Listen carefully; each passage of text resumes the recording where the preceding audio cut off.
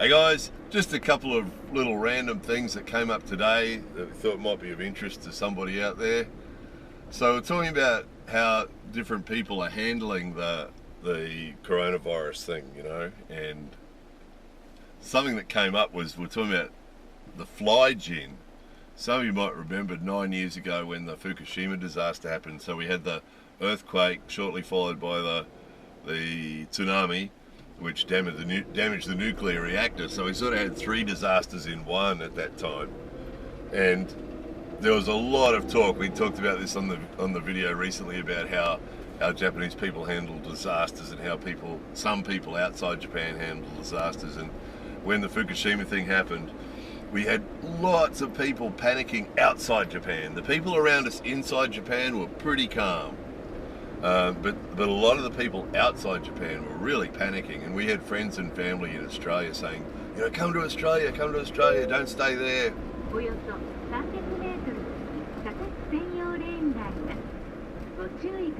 Don't stay in Japan because you'll get nuclear, what do you call it? Forget this every time. What's it called? Radiation poisoning. You're gonna die of radiation poisoning, and it's all in the water, and you're gonna be drinking it, and you're gonna be eating the fish that are full of it, and you're gonna die, right? And there's a lot of people from Australia telling us that, and there's a lot of people on the internet telling us that, people on YouTube and people on Facebook, and people all over the place telling us, get out, you're crazy, you're mad staying there, you're gonna die, you're crazy. And you're idiots for believing what the government's telling you, and there's all that sort of stuff, right? And so we've covered this amply over the years, and of course there was a lot of people running around with Geiger counters measuring the radiation and so on, and a lot of independent people as well, universities and anybody who wanted to buy a Geiger counter and wander around Japan taking measurements could do so. So we weren't worried, However, at the same time, there was a whole bunch of people who were here, people from other countries that were living in Japan, who panicked and ran away, right? And a lot of you guys would know that foreigners are called gaikokujin or gaijin, and gaijin is a common word for foreigner. And so what they were being called by other foreigners is Flyjin at the time, for flying away, right? For flying away from Japan. Flyjin, and there was a lot of them, and some of them were sort of high profile sort of characters as well, who just panicked and ran away.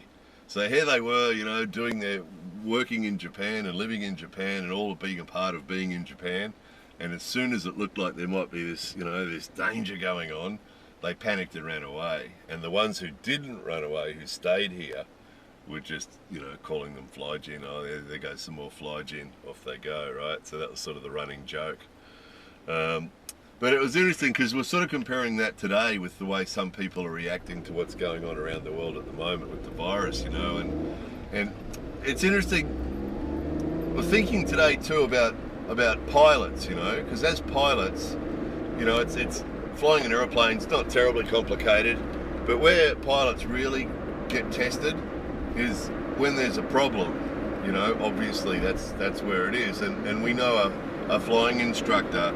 One of our friends we know a few flying instructors, but one of our friends in particular, who's a chief flying instructor, and over the years he's rejected a few people who've spent 20, 30, 40 hours flying aeroplanes under instruction, and should be getting to a point where they should be getting a license, and he's just had to say to them, no, sorry, you don't have what it takes.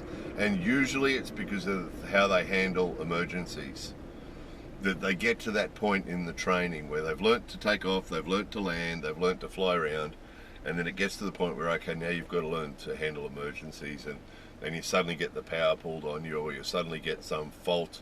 That it's a simulation. The pilot the flying instructor will take the power back to idle, or suddenly, Usually what they do is they load you up first with a whole heap of instructions. Want you to take off and fly over to this place, and then land and do this and go over there and go over here and go over there. And they load you up with all this other information about what you've got to do. And then in the middle of that, then they'll pull an emergency on you. And there's various ways they can do it. They can just take the engine back to idle. They can pull out circuit breakers on the aeroplane. They can do all sorts of stuff. to cause problems or simulate problems, and you've got to deal with it. And usually you've got to analyze what's happening, make an accurate analysis of what's happening, and then deal with it in a calm and effective manner, basically. And some people just get to the point where they just can't do that. I mean, some people don't even get that far. Some people can't even get to the point where they can confidently land the aeroplane. But the emergency stuff is usually what separates the people who can get a license from those who don't. You know, and over the years, he's had lots of cases where people have spent thousands of dollars on their training, and they get to the emergency training and they just can't get through it. Because if he does a simulated emergency on them and they don't cope with it, then they can't go any further, basically. They can't fly on their own if they can't do that. And a lot of them just can't get through it. They don't have what it takes to get through it. And he always feels a little bit bad about it, but he just says, look, you just can't approve someone who can't handle it, you know? And that sort of came to mind this week because, you know, we spoke on a previous video about how things were being handled in Japan, and at that stage, you know, there was some overreaction going on. And that comment, or similar comment to that, about the overreaction and about, you know, relative to influenza, how many people have died in Japan from influenza so far this year, and how many have died from the virus at that stage, and a couple of people misinterpreted that as meaning that there was nothing that needed to be done.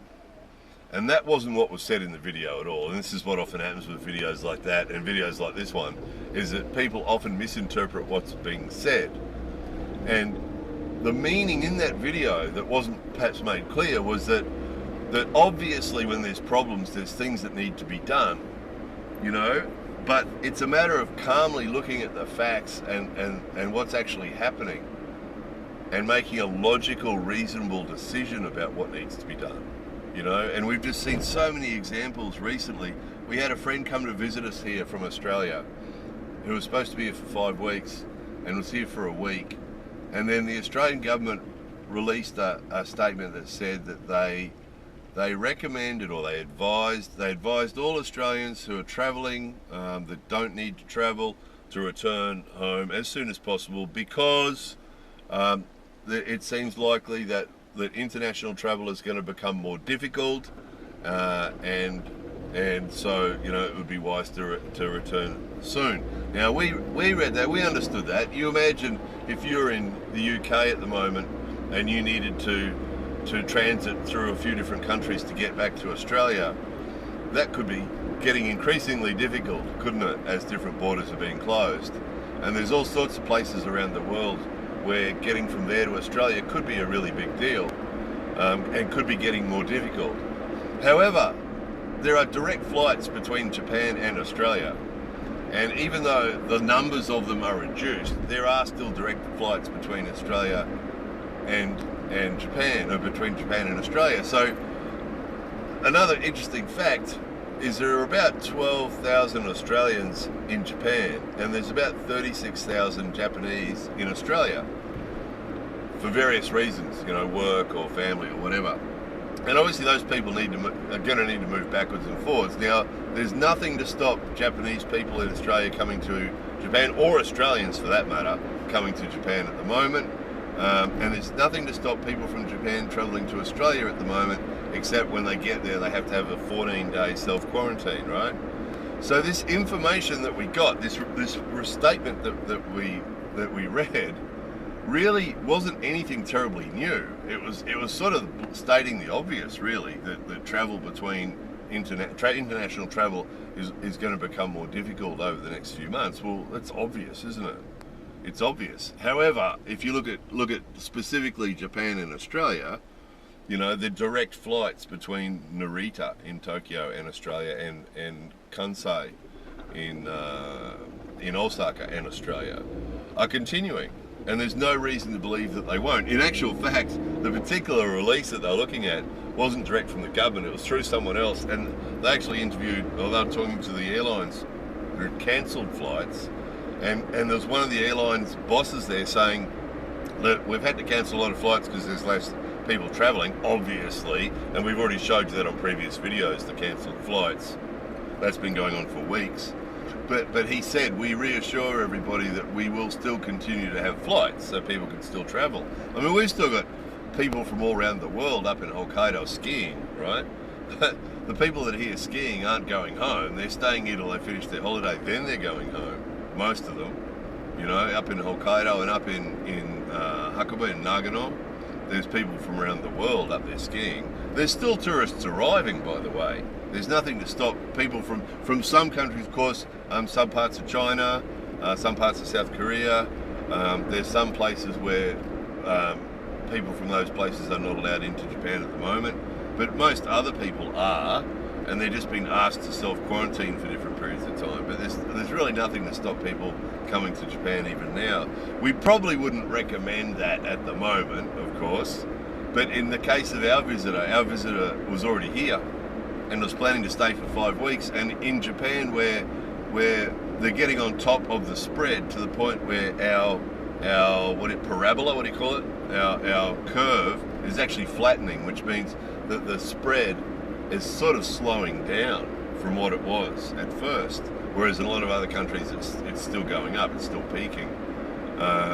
So really, it's actually safer, and because as we mentioned recently with the way Japanese people handle emergencies, it's actually safer being in Japan at the moment than it is being in Australia, we think, for a lot of reasons. You know, particularly just the way the Japanese people live, you know, with their masks and their cleanliness and their washing their hands and all the rest of the things that we do here normally anyway. You know, and there's no panic here. There's no panic here, which means all our supermarkets are all still full of food and things like that. So it's sort of the same topic again about how people handle emergencies and things, but the Flyjin thing was the Flyjin thing and the pilot thing that came up. We thought was interesting that, you know, the Flyjin, it's the same thing again.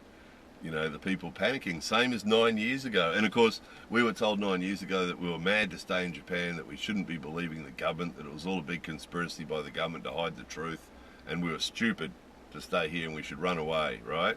Which is what the Flyjin did, they ran away. And of course, 9 years later, and so far, we haven't died. So, and again, anybody with a Geiger counter can walk around Japan. At that time, they actually measured the background radiation in Tokyo, because that's what people were saying, oh, you know, people in Tokyo are getting the radiation, they're going to die. They measured the background radiation in Tokyo, and it was actually lower than the background radiation in Hong Kong, just on a normal day. So, you know, it just wasn't. And so my point is that going back to the pilot thing, you know, have to accurately assess what the actual problem is, what the risks are, you know, and then take appropriate and effective, have an appropriate and effective response. And the only way you can do that as a pilot is to be calm. You know, and that seems to be the case with our visitor from Australia. You know, there was no calm going on. It was a panic.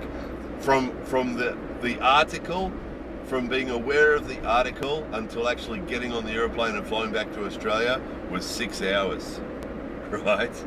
It was panic. It was panic. It wasn't a calm consideration of the facts and the real risk and the real situation. It was a panic. It was like, oh, I might not be able to get home in the future. I better go now. And 6 hours later on the aeroplane and back to Australia, you know. And it's just that panicky reaction doesn't give you a calm, measured, effective response, reasonable response. So that person's back now in Australia in a worse situation than what she was in here when she was here. Because, you know, we're in an area of Japan where there's no cases of the coronavirus in this area, and that have been reported yet, and there's no panic. There's supermarkets full of food, and it's all good. So interesting, isn't it? And the Flyjin were the same. They bailed out.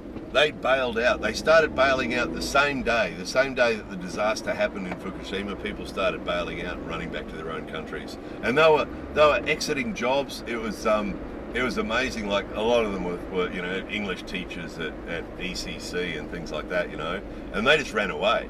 They didn't see it, because, you know, usually in Japan people have contracts, and, you know, you've got 2 or 3 months usually, you notice that you've got to give to your employer, and they weren't doing anything like that. They weren't they're breaking their leases. You know, they're supposed to be paying rent on their apartments and things, and they were just not packing their bags and running away, walking away from their jobs, walking away from their apartments, and running away, really, running away from their jobs, running away from their apartments, jumping on aeroplanes and flying home. You know, Flyjin. So for those of us who are here at the time and just saying, no, look, there's no need for this, you know, and for those of us that were still here, we're sort of, you know, amazed at the behaviour of some of these people, just panicking and running away, you know, and really closing the door on themselves, because of course once it all settled down, you know, the chances of coming back here and getting a job here again and renting an apartment again obviously were a lot more limited after that. But it was the flow on from that was huge at the time. The English schools trying to find teachers. Actually, we noticed that again today on Facebook. There was a lot of the English schools advertising for teachers today, so we're wondering if that's a result of some people going home as well from different places. You know, we might have a 2020 version of Flyjin happening at the moment. Flyjin. So interesting, isn't it? Is it interesting? So yeah, to those people who are critical of the video that we said, you know, about talking about overreaction, weren't saying you don't need to do something, obviously. And in actual fact, we think that the actions the Japanese government have taken generally have been pretty measured and pretty prompt and pretty effective. You know, if we look at, they've got it pretty under control. 127 million people, we've got about 1,100 cases reported at the moment, which is pretty good. And since they started to take all their actions too, you know, it slowed right down. The spread slowed right down, and the number of deaths, you know, relatively within the standard margins and so on. I mean, obviously one sick person or one death is one too many, but overall their response has been calm and reasonable and effective, and it's done the job. So that's all we've been talking about. You know, we haven't been saying don't do anything. And it's the same as, you know, talking about the flu. It wasn't meant that it wasn't as bad as the flu. It was meant that the number of people who had actually died as a result of it at that time was lower than what had died of the flu. So basically the message that's supposed to be in that video is, let's not panic. Let's not panic. Let's be calm and measured, and then do whatever we need to do. You know, if for some people it is the case that they need to go home, then that's fair. They need to go home. But what we've been sort of trying to get across right from the start is there's no point in panicking. You know, in fact, it's more than there's no point in panicking. It's if you panic, you are likely to make a bad decision. You know, let's be like pilots and look at the situation for what it really is. And let's start with getting accurate information, because sadly, with our friend and also with other people that we see, they're making their decisions based on just stuff that they're getting from the internet. You know, that person, that friend of ours, she wasn't actually looking at the government release, the Australian government press release. She was looking at the press report of that press release, which wasn't written in exactly the same way as the original story. I mean, we saw one today that was actually about Australia, but they're talking about banning something. And it wasn't the government that said banning, it was the reporter that said banning. You know, so that's the other thing. We'd recommend people look at the WHO and the CDC and the official, you know, and the reputable sources. You know, the universities and the people, the specialists in the field. Look what they're saying, rather than what the journalists are saying, because the journalists are full of it. People have been sending us so much garbage.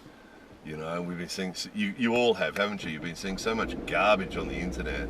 You know, there's one recently about the Japanese method for combating is to gargle.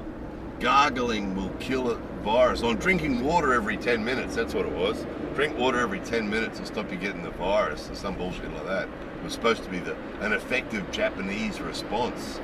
Always blame the Japanese for the crazy stuff, don't they? But so yeah, let's be like pilots, right?